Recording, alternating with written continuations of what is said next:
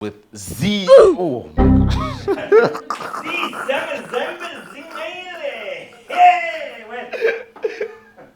I've never studied before.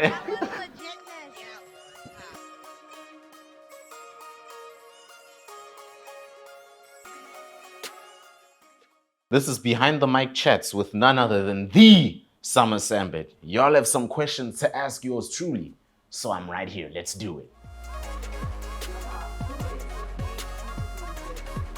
It's a good one. Starting with the fire, huh? John Cena. John Cena. I've watched him my entire life. I don't think I'd be here if I didn't see half of his promos. Very confident man. I've taken a lot from his playbook, from his promos to his movie roles, to his values. Role model to many, especially the younger generation. I think I'd specifically like to have a discussion with him, probably because of me wanting to see what he thinks on certain topics, whether it's political or just life in general.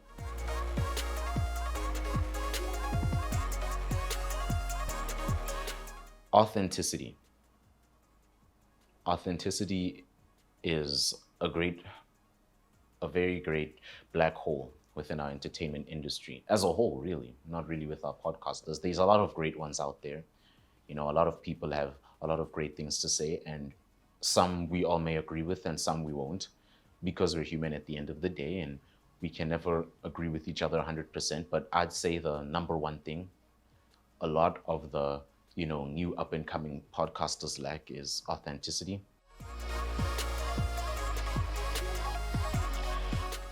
I think your voice becomes a voice of truth when you genuinely believe what you're saying. And I like those questions you've asked me because it completely relates to the answer I've given previously. If you're not authentic with your views and people can see through your BS, it's not truth.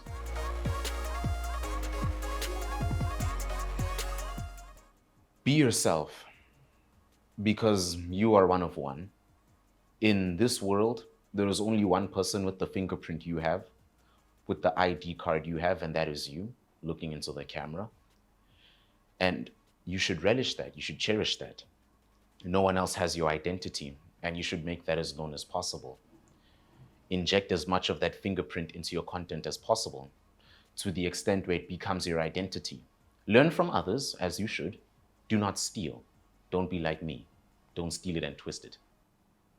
I'd say the number one thing to make you stand out here is not to be another Dan Corder, another Leanne Manis, another Sakina Kamwendo. We already have those people. That's why you know them. We don't have you. And that is exactly what we need. And that's what we need you to be. And that is exactly why we want you. That's why you're here. Because you're you.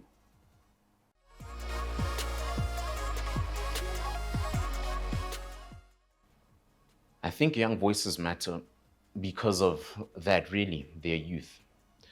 I believe a young voice should always be heard. Their experience level is very low and they have a lot of things to question, which is probably the main reason why they should be heard. A young voice will always ask questions.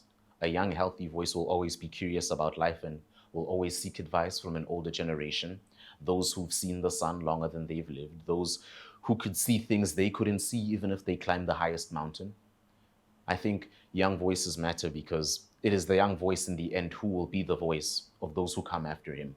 It is the young voice that should be honed and valued and should be trained to say the right things and not say things that will ultimately lead to its demise. The young voice is very important in a nation because that is what the nation is for. It is for the growth and strengthening of a population of a peoples. And the backbone of that peoples is youth, because the youth is the future. And the only way to hear the future is to let it speak. There's not really much we can do to grow a young voice.